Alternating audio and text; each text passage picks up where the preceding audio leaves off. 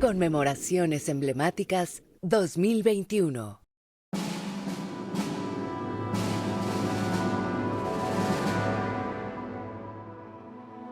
Decenas de sacerdotes como Miguel Hidalgo convocaron a pobladores de sus parroquias a unirse al movimiento, que en un principio era un grupo armado con gente de a pie, incluyendo ancianos, mujeres y niños. En las primeras semanas de 1811 continúan los enfrentamientos armados. El 17 de enero de ese año, los realistas derrotaron a los insurgentes en Puente de Calderón, sitio cercano a Tepatitlán, Jalisco. De ahí vino la primera desbandada.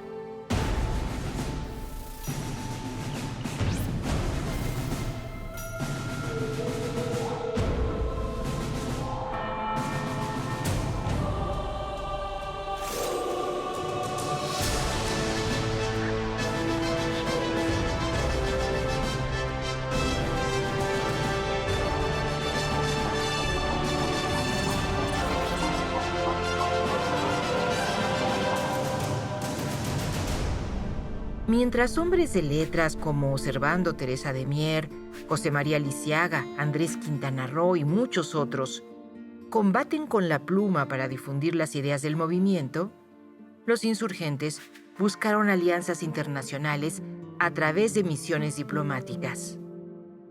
La diplomacia fue un mecanismo estratégico por parte del movimiento insurgentes. Inició inclusive con Hidalgo. Era muy importante buscar alianzas e internacionalizar el movimiento. Creo que falta mucho esta visión de que no solo los mexicanos participaron en la guerra. Había muchos intereses. Los ingleses, los franceses, por supuesto que los norteamericanos estaban interesados en la guerra. Y de alguna otra manera, los diplomáticos insurgentes buscaron ese apoyo y esas alianzas. José Manuel Herrera fue un personaje muy singular, porque en realidad él era sacerdote que se vio involucrado en la guerra, podríamos decir ni siquiera por convicción propia. Se vio inmerso en la guerra por un ataque al lugar donde él estaba, donde él era sacerdote, a la iglesia donde él estaba, y a partir de ahí se incorpora. Otra importancia, logró conseguir créditos con los comerciantes de Orleans para hacer compras diversas de armamento para que apoyara al movimiento. Esto fue fundamental porque buena parte de la actividad militar, ahí sí ya lo militar, es importantísimo en términos de esta adquisición de armas para poder combatir a los realistas. Y gracias a eso se pudo lograr que el movimiento continuara y se fortaleciera. Hidalgo y sus tropas se dirigen al norte del territorio, pero el 21 de marzo, después de una batalla en la ruta hacia Saltillo, son capturados en el paraje llamado Norias de Baján, en la provincia de Coahuila, y trasladados a Chihuahua. Allende, Aldama y Jiménez fueron fusilados el 26 de junio. Un mes más tarde, el 30 de julio, condenado por un juez eclesiástico, Hidalgo también fue fusilado. Entre sus ropas se encontró una imagen bordada en seda sobre pergamino de la Virgen de Guadalupe. Aquí yo quiero hacer esta aclaración. Ninguno de los dirigentes insurgentes, ni Hidalgo, ni Allende, ni Aldama, ni Jiménez, ni Morelos, ni Matamoros, murieron excomulgados. Ninguno murió excomulgado. Todos recibieron los auxilios cristianos, todos murieron en paz en la iglesia. Por eso son enterrados, como en el caso de Morelos, en la parroquia de San Cristóbal de Catepec, o en el caso de Hidalgo, en la capilla, abajo del altar de la capilla de San Antonio de los franciscanos en Chihuahua. Es decir, esa idea de que murieron excomulgados es un error. Ninguno de ellos muere excomulgado. Todos mueren dentro de la Iglesia Católica y son enterrados en tierra, como decían entonces, en tierra sagrada. Después del fusilamiento de Miguel Hidalgo, las tropas insurgentes que quedaban fueron organizadas por Ignacio López Rayón, quien llevó a cabo toda una proeza para regresar a la intendencia de Valladolid de Michoacán, particularmente a la villa de Zitácuaro, donde era el reducto natural para poder reorganizar militarmente y políticamente el movimiento. Entonces, uno de los grandes momentos en este proceso de reorganización militar y política fue la instalación de la Suprema Junta Nacional Gubernativa o Junta de Zitácuaro. Esta Junta de Zitácuaro, entonces, podemos decir que fue el primer gran antecedente de un proyecto de organización política. Por la instalación de la Suprema Junta Nacional Gubernativa, podemos decir que se inaugura una etapa muy importante en la insurgencia, que va a ser el de las fortificaciones militares.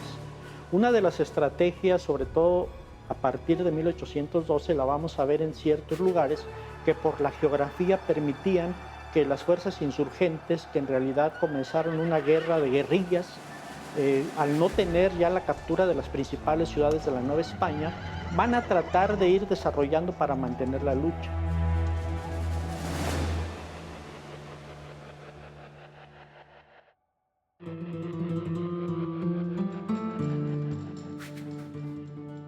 Nacido en 1765, José María Morelos, mestizo, de origen humilde, ingresó en su juventud al Colegio de San Nicolás cuando Hidalgo era rector, y también al Seminario Tridentino de Valladolid. Se ordenó sacerdote en 1797. Participó en la primera etapa de la insurrección en las Sierras del Sur y a la muerte de Hidalgo asumió el liderazgo del movimiento. Él era un hombre carismático en principio, ¿verdad? Era un hombre que caía bien, que agradaba a la gente de su época, pero también era un hombre que se conocía muy bien la zona que después pisaría como caudillo insurgente. Él era un excelente jinete, él sabía cabalgar muy bien, sabía moverse a caballo, a pelo inclusive, ¿no? Conocía por dónde ir, por dónde no ir, en fin, por dónde escapar ante una necesidad grave. La base del ejército de Morelos fueron afrodescendientes y solo algunos españoles americanos, como les decían entonces a los nacidos en América, que también participaban en ellas. Esta base siguió a lo largo de toda la lucha insurgente y era la base también del ejército realista, porque no todos los afrodescendientes estuvieron del lado de la insurgencia. Por ejemplo, hacia la Costa Chica estuvieron más bien del lado del gobierno virreinal. Pero, ¿qué decía la Constitución de Cádiz? La Constitución de Cádiz, en su artículo 22, decían que podían ser ciudadanos los originarios de África, o sea, los que tuvieran origen africano, siempre y cuando fueran hijos de padres ingenuos. Eso quería decir que sus papás no hubieran sido esclavos, que ellos, por supuesto, tampoco fueran esclavos, que no fueran sirvientes. Bueno, esto del por qué muchos sacerdotes como Morelos se involucraron en la lucha insurgente tiene una respuesta que no es unicausal. Hubo diferentes causas o razones. Algunos se involucraron en la guerra insurgente porque lo consideraban un deber de pastor, es decir, de dirigir al pueblo que ellos veían pues explotado, oprimido, inconforme, y ellos asumen el liderazgo como una necesidad pastoral. Y en ese sentido también, por ejemplo, podemos ver a otro personaje que pocas veces se menciona, pero que fue fundamentalísimo en el movimiento de Morelos, y este fue otro cura, Mariano Matamoros. Mariano Matamoros es para algunos historiadores el verdadero estratega militar de Morelos, ¿verdad? De hecho, cuando Mariano Matamoros fue capturado, y lo sabe Morelos, que fue capturado en la batalla de Puroarán, Morelos ofrece a centenares de prisioneros españoles que él tenía a cambio de un solo hombre, llamado Mariano Matamoros, ¿verdad? Porque él sabía de la importancia de él. Y cuando saben que los realistas no accedieron porque los realistas también sabían de quién era Matamoros, ¿verdad? Morelos dice, me han cortado mi brazo derecho con el fusilamiento del cura Matamoros. Al margen de sus victorias militares, Morelos estaba decidido a incorporar un cuerpo representativo que legitimara la lucha por la independencia. Después de su estancia en Oaxaca, al comienzo de 1813, se dirigió a Chilpancingo. A la hora que se llega a Chilpancingo, en definitiva, Morelos toma una opción, una decisión muy fuerte, que es lanzarse pues, por la vía constitucional y hacer cristalizar una serie de cosas que ya se venían discutiendo, de hecho, en la correspondencia entre él e Ignacio Rayón, que forman una parte importante también que nutre el pensamiento de Morelos. No hay que dejar de lado que los precedentes de este diálogo con Rayón, en donde Rayón era partidario de seguir mencionando al monarca y Morelos ya no lo era y le dice que era algo hiperbólico, que había que dejarlo fuera, pues son momentos de rupturas decisivas, sin que esto quiera decir que se nutra en gran medida del pensamiento de este abogado crucial para la independencia. Y por supuesto también de gente como el padre Santamaría o de Carlos María Bustamante, que durante su estancia en Oaxaca había pues hecho una suerte de experimento constitucional. Morelos a estas alturas, por supuesto, estaba al tanto de la Constitución de Cádiz, la llevaba consigo y sobre todo con toda la prensa española y alguna que se publicaba en Londres, como podía ser El Español, El Ilustrador Sevillano, otros trabajos que se están discutiendo, la Gaceta de La Habana, por supuesto, las propias gacetas de la Ciudad de México, la prensa insurgente misma, ya a estas alturas los grandes periódicos de la prensa insurgente, desde El Despertador, pero muy claramente en el Semanario Patriótico Americano, por ejemplo, encabezado por Quintana Roo, pues ya se vierten todas estas ideas de derechos del hombre, de principios de soberanía y, por supuesto, pues implícitamente del ejercicio de la independencia. Podemos ver, y sigue siendo un misterio o algo digno de llamar la atención, cómo este hombre, de quien sabemos tan pocas cosas antes de 1810, pudo interiorizar toda esta nueva cultura política y asimilarla con su propio ejercicio de la práctica política y militar en el frente y imbuido, por supuesto, de las realidades de su país. Recordemos que ya para 1812 se tenía la Constitución de Cádiz, entonces el documento de Apatzingán va a ser la parte jurídica que va a dar sustento a este proceso de organización política que venía desde Zitácuaro en 1811 y podemos decir que transita al Congreso de Anáhuac en 1813 y posteriormente se consuma con lo que es la Constitución de Apatzingán.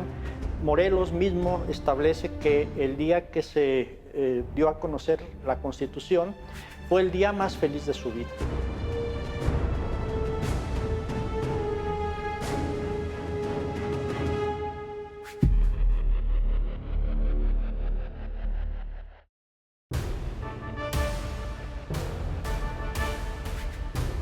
El Decreto Constitucional para la Libertad de la América Mexicana, también conocida como Constitución de Apatzingán, fue promulgada por el Congreso de Chilpancingo el 22 de octubre de 1814.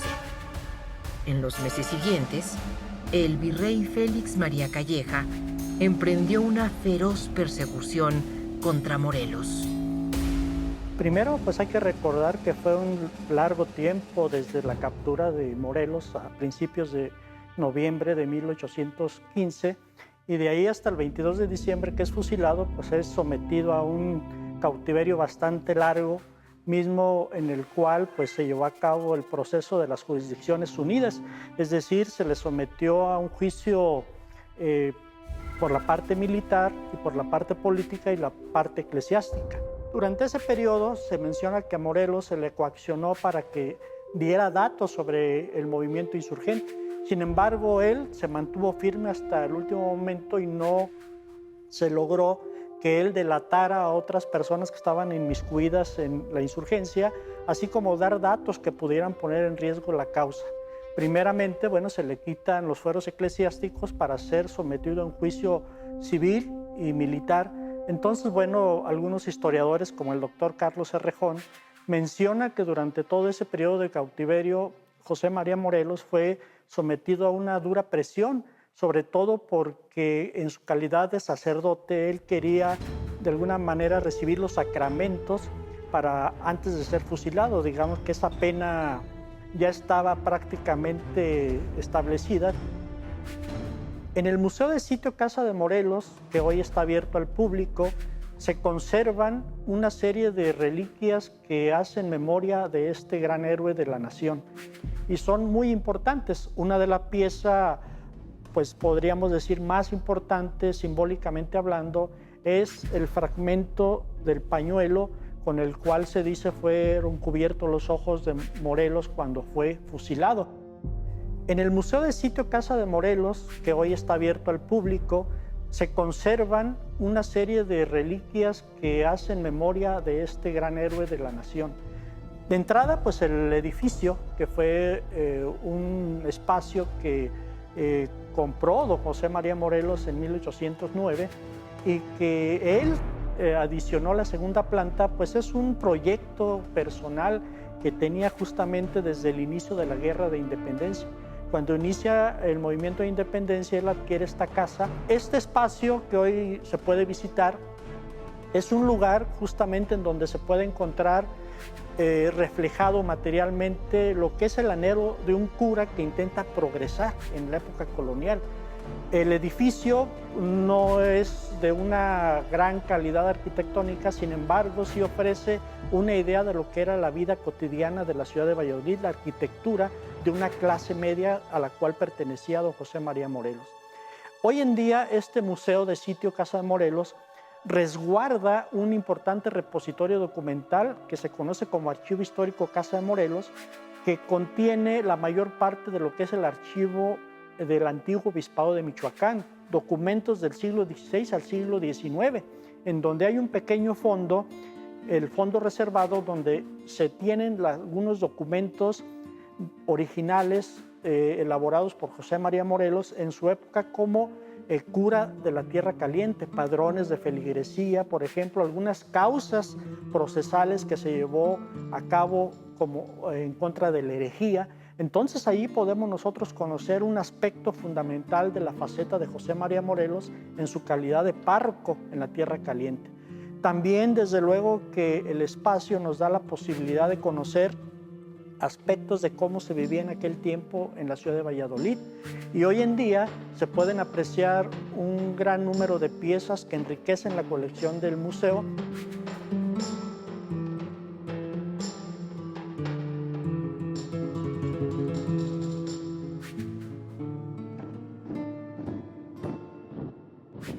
En la primera legislatura del Estado Libre y Soberano de Michoacán, el Estado fue creado en 1825, se menciona que ya alguien había establecido una propuesta para cambiarle el nombre de Valladolid por uno que evocara el momento actual de ese momento, es decir, la época de la independencia.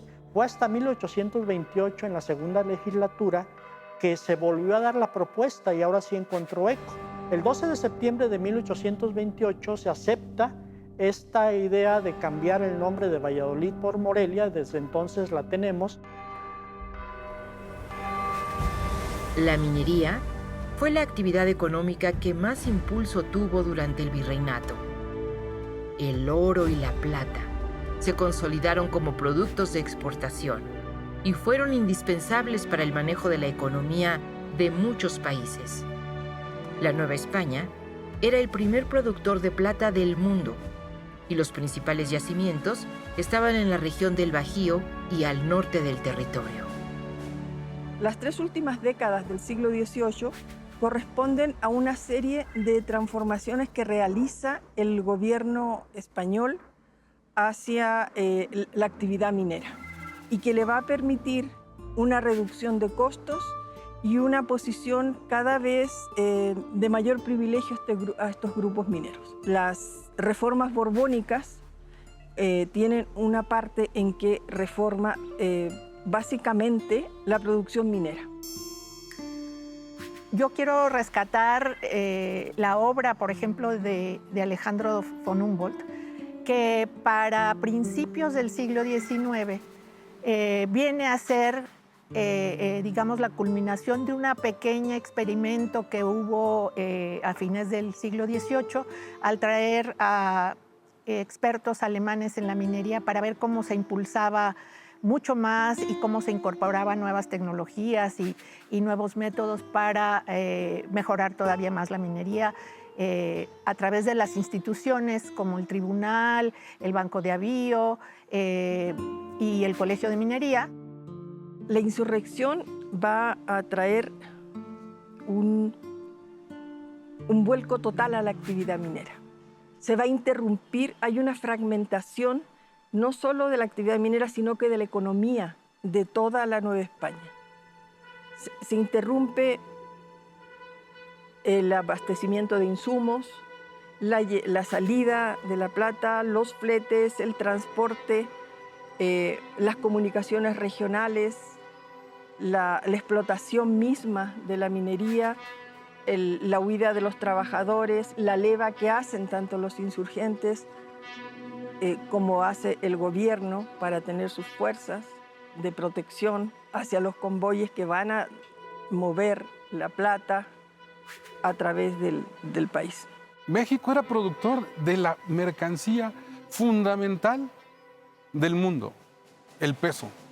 Era la única mercancía universal, la única mercancía que les permitía el comercio en las 4 partes del mundo. Lo mismo que en Asia, África, Europa y América. Por eso éramos importantes para las no éramos importantes solo por ser México, tampoco eran importantes solo por ser la monarquía española, no. Éramos importantes por producir la mercancía universal, que era la moneda circulante en todo el mundo, que eran los pesos.